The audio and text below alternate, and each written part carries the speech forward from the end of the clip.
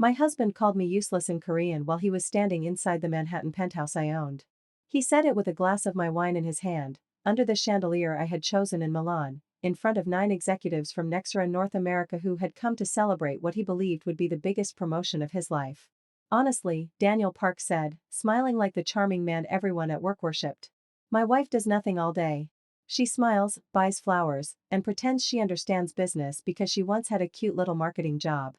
The men laughed because powerful men often laugh before they decide whether something is cruel. The women did not laugh. Not really. They lowered their eyes, adjusted napkins, or reached for water. One of them, a young legal director named Mina, looked at me across the table with a kind of discomfort. That said, she wanted to defend me but knew the room was not built for women who interrupted. I stood near the terrace doors, holding a tray of dessert plates because Daniel had asked me, in English, to help the staff out a little. He loved doing that in front of guests. It made him look traditional without having to call himself controlling. To everyone at that table, I was Claire Bennett Park, Daniel's soft-spoken American wife. The woman who had quit a small job after marriage. The woman who showed up to company events in tasteful dresses, remembered birthdays, sent condolence flowers, and smiled when Daniel and his Korean colleagues switched languages in front of me. I was the wife who did not understand. Except I understood every word. I had lived in Seoul for 3 years after college.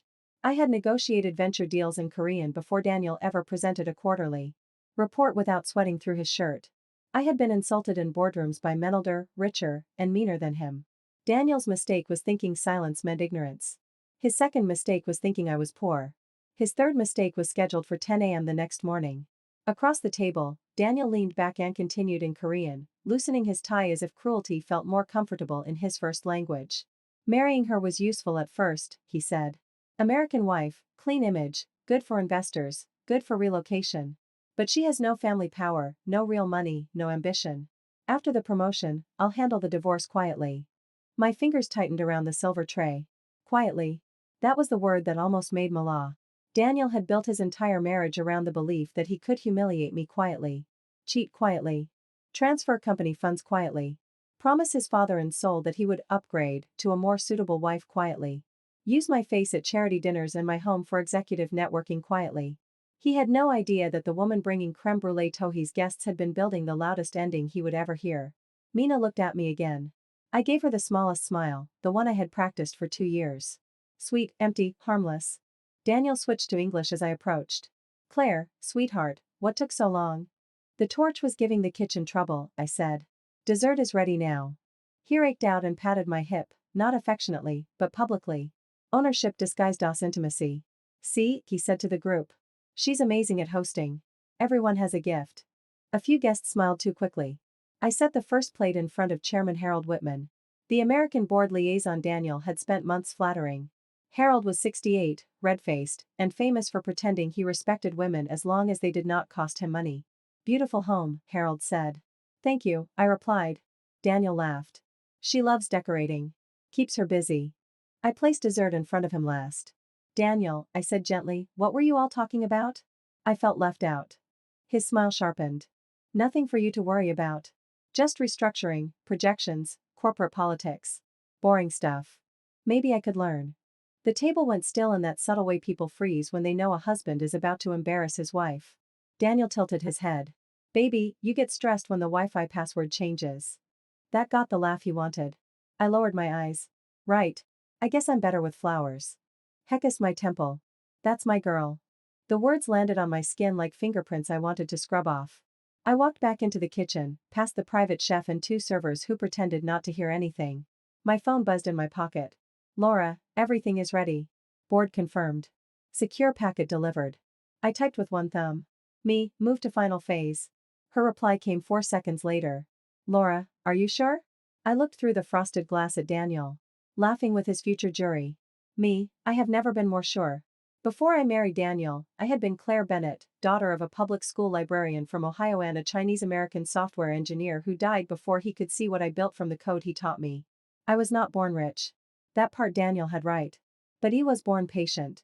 At 24, I launched a logistics platform out of a borrowed office in Boston. At 29, I sold it for $63 million. At 31, I started a private investment fund under my middle name, Elaine Bennett Capital, because I discovered that men treated money differently when they could not see the woman behind it. By 35, I controlled significant stakes in 4 companies, including Nexera North America, the AI infrastructure firm where Daniel had spent 6 years clawing his way upward. At Nexera, nobody knew me as Claire Park. They knew me as E. Bennett. The invisible majority investor. The signature on capital injections. The quiet vote behind board decisions. The woman who never appeared on company panels, never attended cocktail hours, and never posed for magazine covers because I had once believed anonymity protected me from being loved for the wrong reasons. Then I met Daniel. He was handsome in the polished, expensive way that made people assume discipline was the same thing as character. He was a rising strategy executive at Nexera, brilliant with numbers, smooth with investors, careful with superiors, cruel only when he believed cruelty had no witnesses. When we met at a Stanford alumni dinner, head hot I was a marketing consultant. I let him. It was not meant to be a test at first. I was tired of being a target for men who wanted access, introductions, capital, status. Daniel seemed different because he did not ask me for anything. He brought soup when I got sick. He listened when I talked about my mother's arthritis. He remembered that I hated cilantro. He proposed on a rainy pier in San Francisco with a ring he had actually saved for, not one purchased with my money. For a while, I wanted the lie to be real. Then we got married. The first insult came 4 months later. He was on a call with his father, pacing our bedroom in Korean while I folded towels on the bed. He thought I was humming because I was simple. Really, I was keeping myself from answering. She's sweet, he said. Not ambitious, thank God. I don't want a wife who competes with me. I remember stopping with a towel in my hands, staring at the white cotton like it had become evidence. Not ambitious. By then, I had already approved the bridge financing that saved Daniel's division from layoffs. He came out of the call and kissed my cheek. You okay? I'm fine. That was the night I decided not to correct him. Not yet. Over the next 2 years, not yet became a file, then a folder, then an archive so complete that my legal team started calling it the Glass House.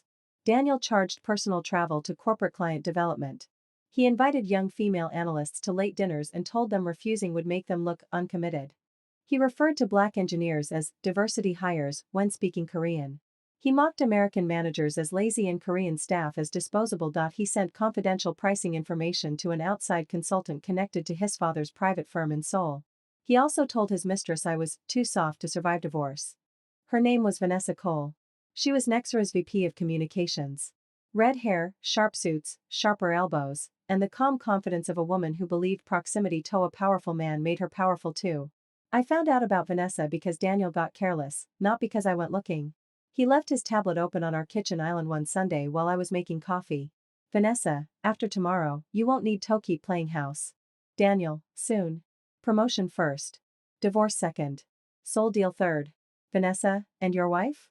Daniel, she'll cry, sign, and disappear. I had stared at the messages while the coffee machine hissed like something alive. Then I took pictures.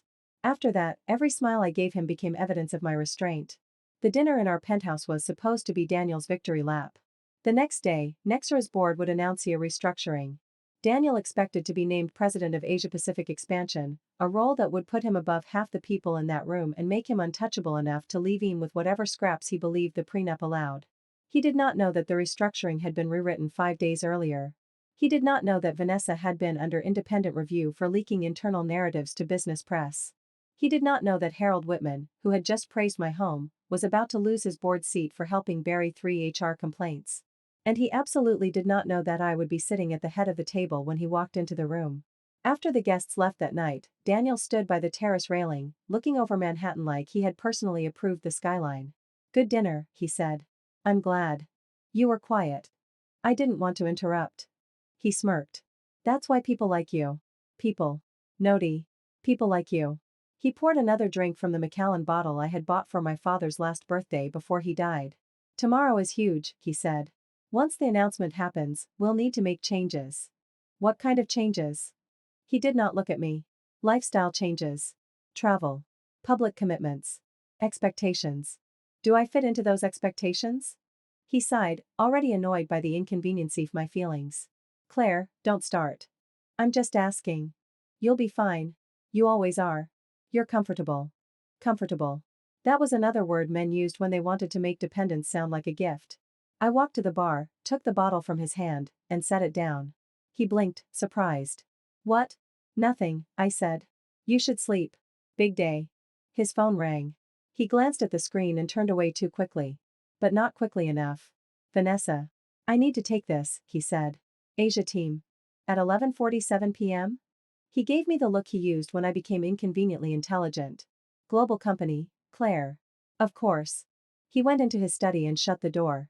I went to the hallway closet, opened the panel behind the linen shelves, and pressed my thumb against a hidden biometric lock. Daniel. Thought controlled the wine cellar humidity system. The wall clicked open. Behind it was the office he had never seen. 3 monitors. Encrypted server access. A secure line to Laura. Printed binders arranged by color, finance. HR to legal, communications. Personal. At the center of the desk sat the board packet for the morning. On the first page was Daniel's name. Under it, in black ink, recommended action, immediate termination for cause. I removed my wedding ring and placed it on the packet. For 2 years, Daniel had believed I was trapped in his story. By morning, he was going to learn I had been writing the ending. At 6:12 a.m., I woke before the alarm. Daniel was still asleep beside me, one arm thrown across the empty space between us, his face peaceful in a way that almost made him look like the man I had once loved.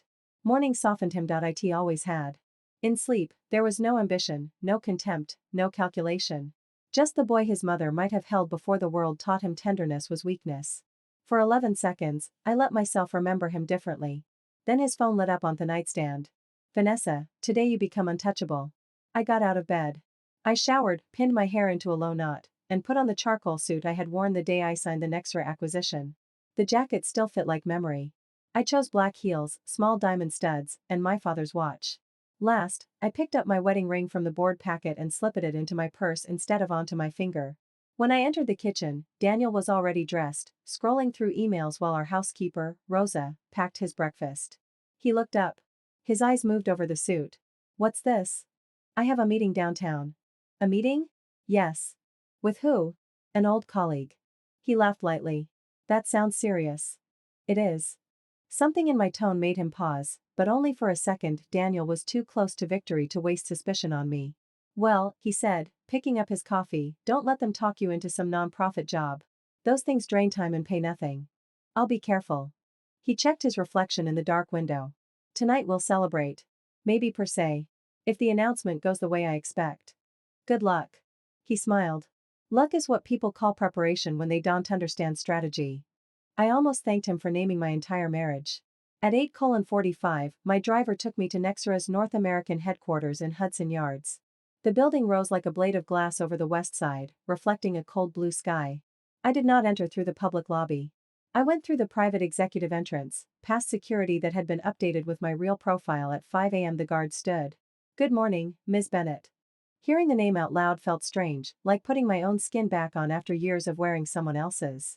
Good morning. Laura met me at the elevator bank. She was 42, former military intelligence, terrifyingly organized. And one of the few people in the world who knew both versions of me. She wore navy and carried a tablet. You slept, she asked. Some. That means no. Bored. Waiting. Whitman is nervous. Vanessa came in early and tried to access communications archives. Locked out. Daniel arrived 14 minutes ago. He's in the executive lounge rehearsing with Miho. Miho Park was Daniel's cousin and Nexus regional finance lead. He had spent 18 months helping Daniel bury expense irregularities under consulting codes. Family loyalty was admirable until it became fraud. And Mina? I asked. On standby. She brought the original complaint chain. I nodded. Mina, the young legal director from the dinner, had contacted my ethics hotline 7 months earlier using an anonymous ID. She reported Daniel's language, Vanessa's retaliation, and Harold's habit of making complaints disappear. She did not know the hotline went directly to my independent counsel instead of HR. I had recognized her fear at dinner because I had read it in her statements. The elevator rose silently. On the 54th floor, the boardroom doors were open. Inside, 13 directors stood as I entered. Some knew my identity. Some had only learned it that morning. Harold Whitman sat near the far end. His face already pink. Roberto Alvarez, Nexra's interim board chair, approached first. Claire, he said quietly, then corrected himself. Elaine. Claire is fine in personal contexts, I said. Today is not personal. He understood. The boardroom overlooked the Hudson River, silver under the morning sun. At the head of the table sat a leather chair nobody had expected me to occupy in public. I did. Laura connected my laptop to the screen. The Nexra logo appeared, followed by the title, Leadership Integrity Review and Structural Realignment. A murmur moved around the room. I began without drama. For 6 years, I have been Nexera North America's largest individuals. I remained non-public. That ends today. No one interrupted. During the past 2 years, independent counsel has documented a pattern of misconduct among several members of the executive team. This includes misuse of corporate funds, retaliation against employees, discriminatory remarks, improper handling of confidential information, and suppression of internal complaints. Harold shifted. I looked at him. We will address board failures as well. His mouth opened. Not yet, I said. He closed it. At 10:03, Daniel entered with Miho, Vanessa, and 4 senior executives behind him. He did not see me at first because he was looking down at his phone, smiling at whatever message made him believe the day still belonged to him. Then he looked up, his eyes passed over me once. Then returned. For one strange second, he looked almost irritated, as if his wife had wandered into a room where she might embarrass him. Claire, he said. Vanessa stopped behind him. Her face changed faster than his. She understood rooms. She understood power. And she understood immediately that my chair was not accidental. Daniel forced a laugh. What are you doing here? I did not answer him directly. Please take your seats. His eyes moved to Roberto, then to the board members, then back to me. What is this? Roberto's voice was flat. This is a formal board session, Mr. Park. Why is my wife sitting there? Because Ms. Bennett has the authority to sit there. Daniel stared. I watched the calculation begin, fail, and begin again. Ms. Bennett? I folded my hands on the table. My full legal name is Claire Elaine Bennett Park. Professionally, I use E. Bennett. The room went completely quiet. Miho whispered something in Korean under his breath. Daniel said nothing. So I said it for him, in Korean. Yes. I understood last night. I understood all the other nights too. The color drained from his face so completely that he looked gray. Vanessa stepped back half an inch. Harold whispered, Jesus. I switched back to English. For clarity, this is not a marital confrontation. This is a corporate proceeding supported by documentation reviewed by independent counsel. Mr. Park, you will have an opportunity to respond. Daniel's jaw tightened. Claire, we need to speak outside. No. You don't know what you're doing. I clicked the remote. The first slide appeared, expense report summaries. Luxury watches coded as client retention gifts. A Napa trip listed as sole investor outreach. Private dinners with Vanessa billed under strategic communications alignment. Tailored suits. Ski resort invoices. $18, 400 private jet upgrade Daniel had described as a security necessity. Daniel leaned forward. That is taken out of context. Then we'll add context. The next slide showed mails.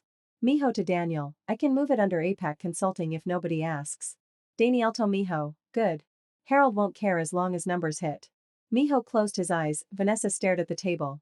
Daniel said, internal emails can be misread. I clicked again. Confidential pricing files sent to an outside address connected to Park Strategic Holdings. His father's firm in Seoul. This time Daniel stood. That was preliminary market benchmarking. Our cybersecurity team traced 11 transfers, I said. 3 occurred after legal issued a preservation notice. His nostrils flared. You were spying on me. No, I said. The company was auditing you. There's no difference when my wife controls the company. That sentence is exactly why you should not lead one. Mina entered then, escorted by Laura. Daniel turned sharply. Mina's shoulders were stiff, but she did not lower her head this time. I said, Ms. Cho has agreed to make her prior complaint formal. Daniel laughed once, ugly and panicked. Of course. She's been bitter since I passed her over. Mina's voice trembled at first, then steadied.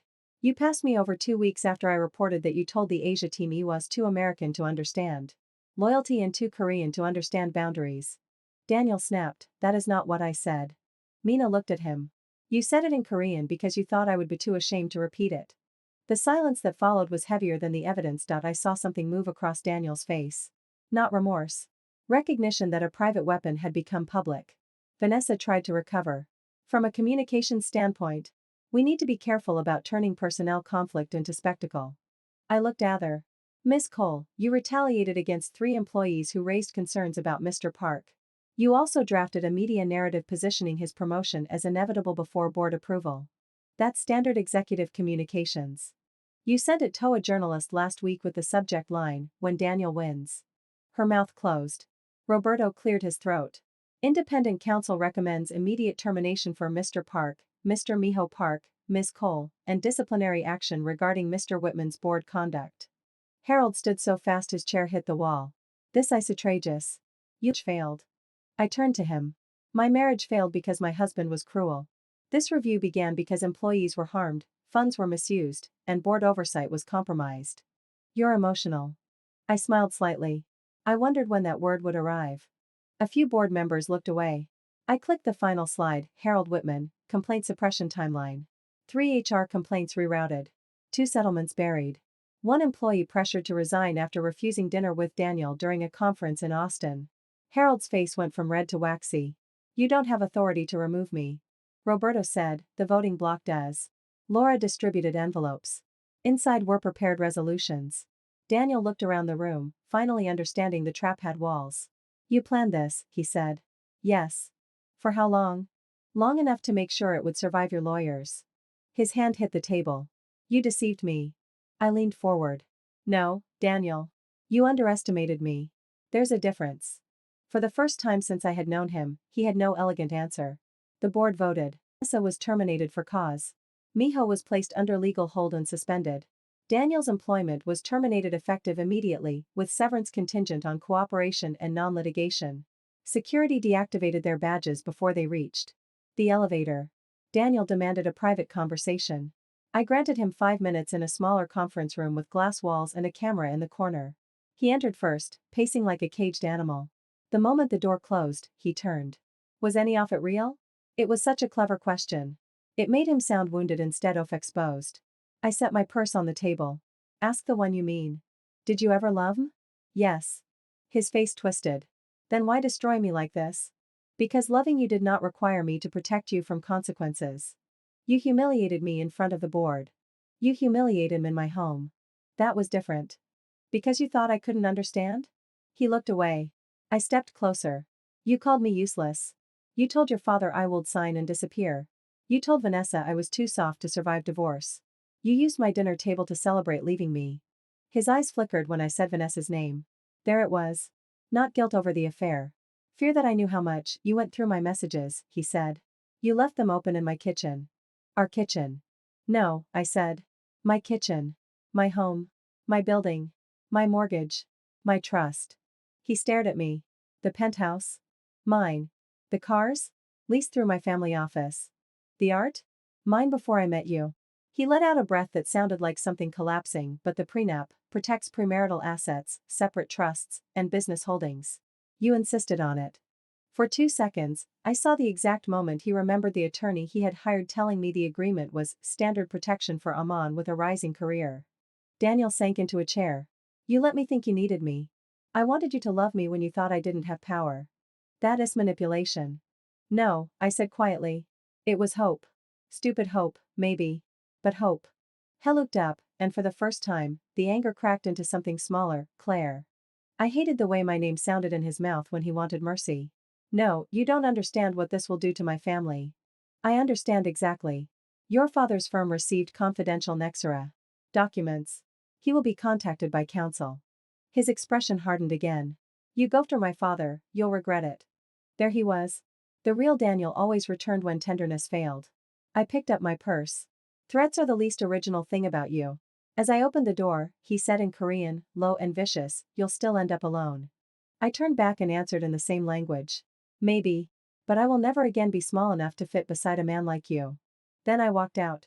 By noon, Nexera issued a carefully worded statement about executive leadership changes, enhanced governance, and an internal ethics review. By 2 p.m., business media picked it up. By 4 p.m., Vanessa leaked that the Real story involved a vindictive wife weaponizing a failed marriage. By 5 p.m., my legal team released nothing. That was Laura's idea. Let them talk first, she said. People reveal themselves when they think silence is weakness. At 6:17, Daniel texted me. You destroyed my life. I stared at the screen. Then another message came. I know things about you too. Then a photo. My breath stopped. It was a picture of a document I had not seen in 12 years. A private settlement from my first company. One I had signed after my co-founder, Adam Wells, accused me of forcing him out before the sale. The accusation was false, but the settlement had been sealed to protect the acquisition. If twisted publicly, it could make me look like a hypocrite who built her empire by betraying a partner. Daniel sent one more line. You think I didn't prepare? For the first time that day, my hands went cold. The story broke before sunrise. Not from a respected business outlet. Not from a journalist with standards. It came from a gossip site famous for turning half-truths into gasoline. Mystery billionaire who fired husband accused of stealing first company from co-founder by 7 a.m., the headline had mutated across social media. By 8, Daniel's allies were calling him a victim. By 9, Vanessa appeared on a streaming business show wearing a cream blazer and a wounded expression. I can't discuss internal matters, she said, discussing them anyway, but I believe many people are concerned about what happens when personal revenge is disguised as governance. She never said my name with anger. That would have been too obvious, she said it with pity. Pity was more dangerous. Daniel's father gave a statement from Seoul denying wrongdoing and calling Nexra's review culturally biased and personally motivated. Harold Whitman's attorney threatened litigation. Anonymous accounts began posting that I had seduced my way into venture capital, that Daniel had built my reputation, that I was unstable, jealous, childless, bitter, cold. Childless hit harder than I expected. Not because I was ashamed. Because Daniel knew. A year into our marriage, I had a miscarriage at 10 weeks. It happened on a Tuesday morning while Daniel was in Singapore. I called him from the bathroom floor, shaking and bleeding, and he said he would try to move his flight. He did not move it. He came home 3 days later with duty-free perfume and said, maybe it was for the best. My schedule is insane right now. I breathed that sentence deeper than the grief. Now strangers were using the emptiness had helped create as proof I was not human enough to hurt. Laura found me in my office staring at my phone. Stop reading, she said. I'm not reading. You're bleeding digitally. I put the phone down. What's the exposure? Manageable if we respond well. Dangerous if we respond emotionally. I won't. She sat across from me. There's more. Of course there was.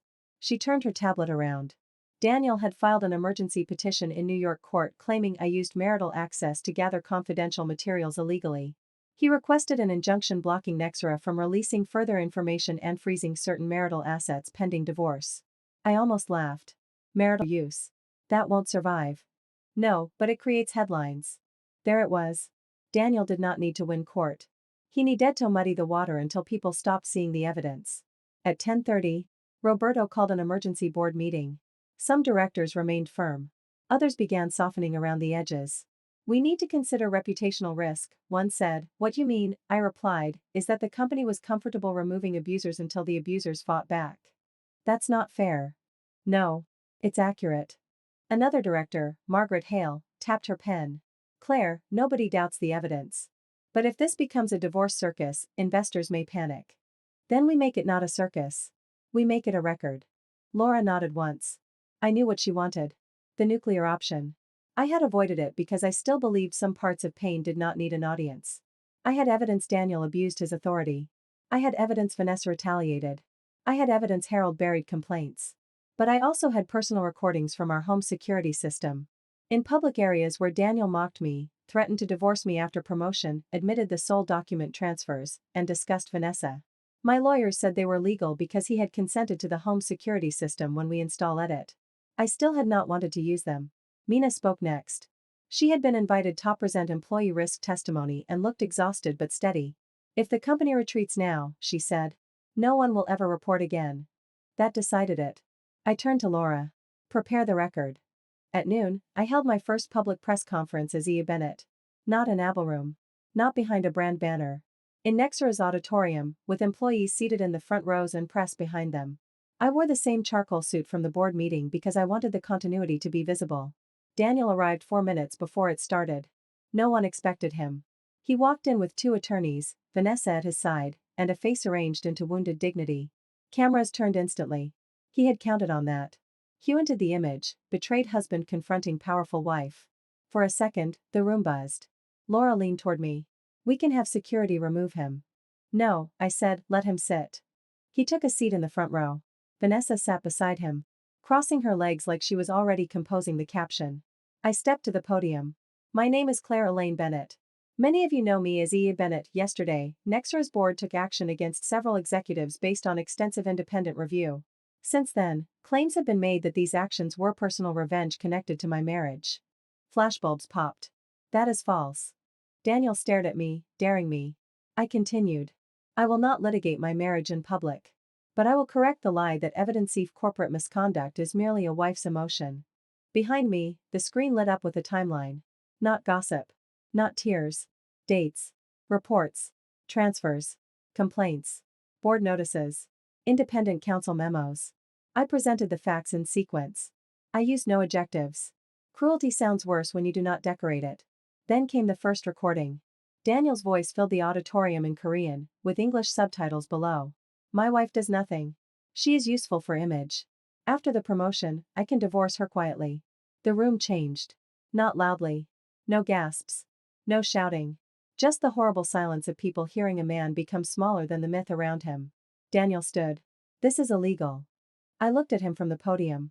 You signed consent to common area recording on June 3, 2023, after the insurance audit.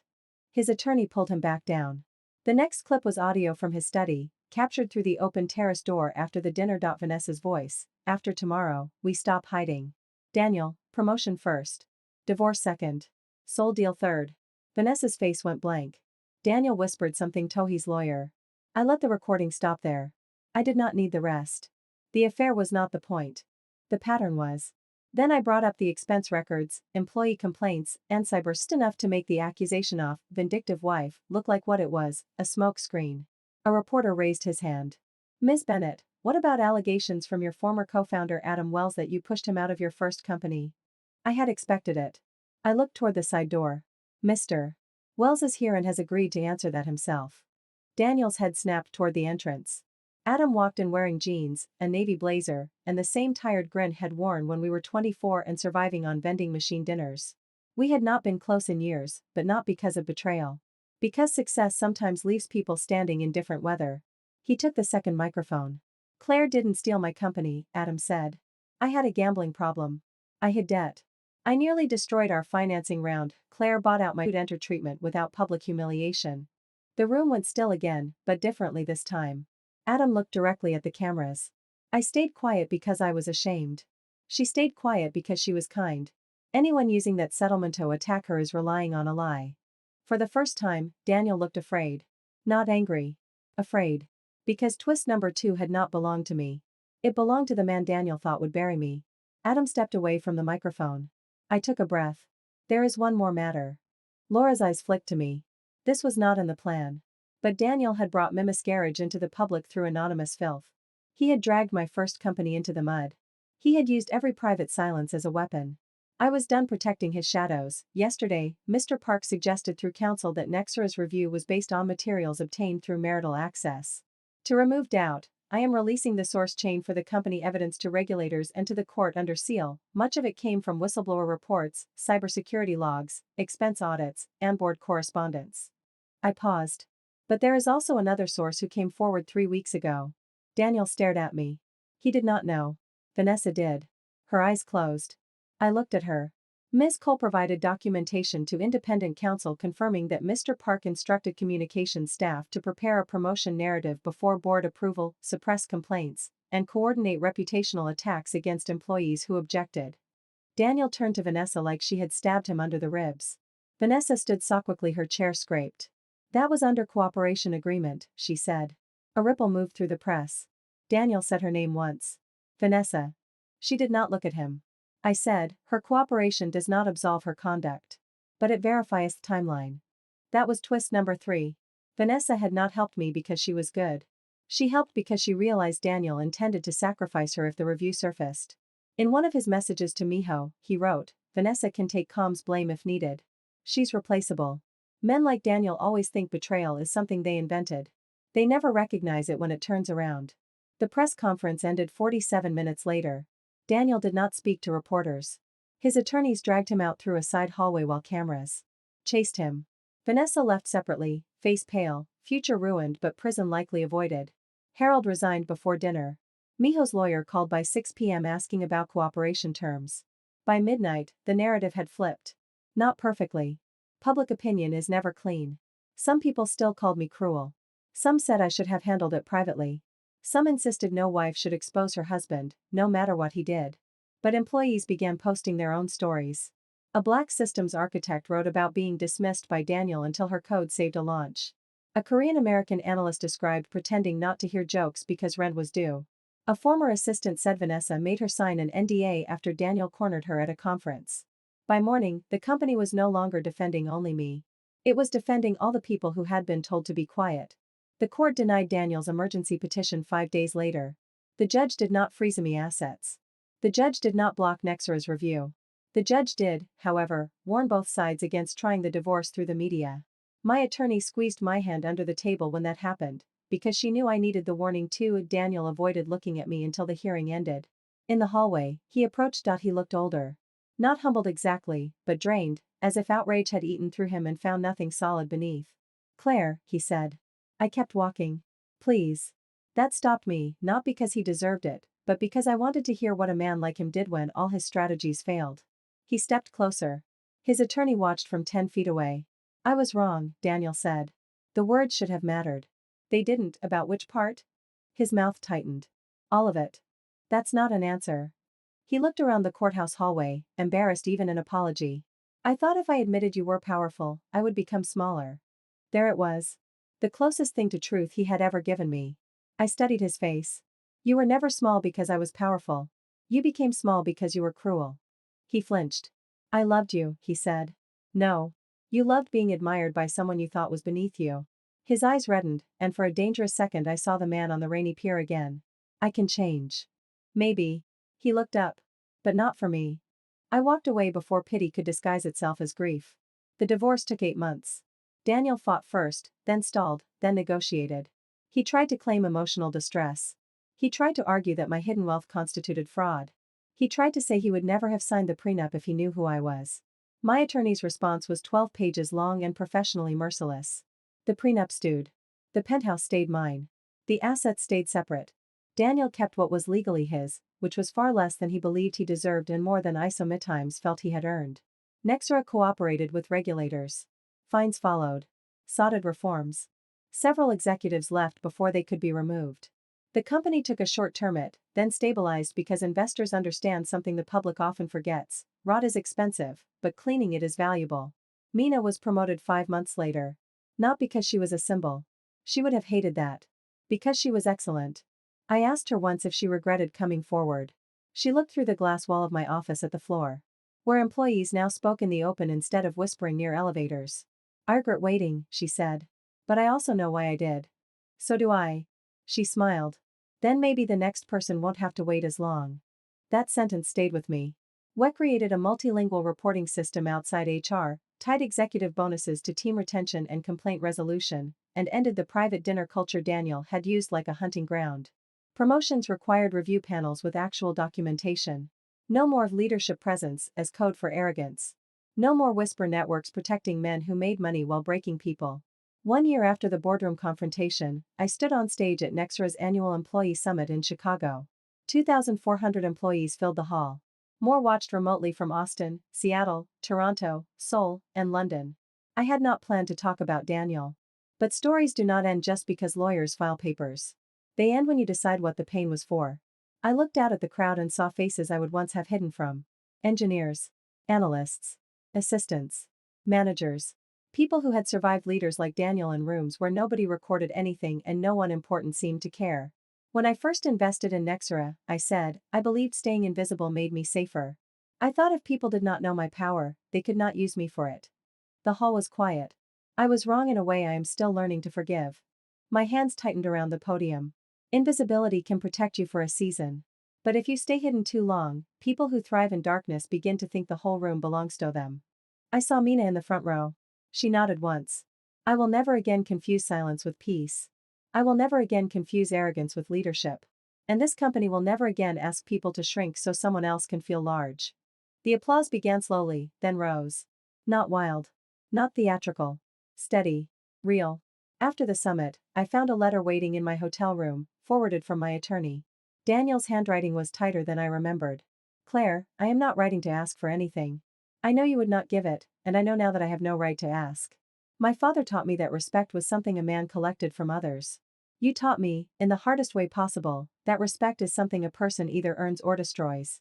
I destroyed yours. I told myself you deceived me because it was easier than admitting I never cared enough to see you clearly. You were brilliant in front of me and I called you simple. You were patient and I called you weak. You were grieving and I called it convenient. There is no apology that fixes that. I am sorry anyway. Daniel, I read it was. Then I folded it and placed it in the nightstand drawer. I did not cry. That surprised me.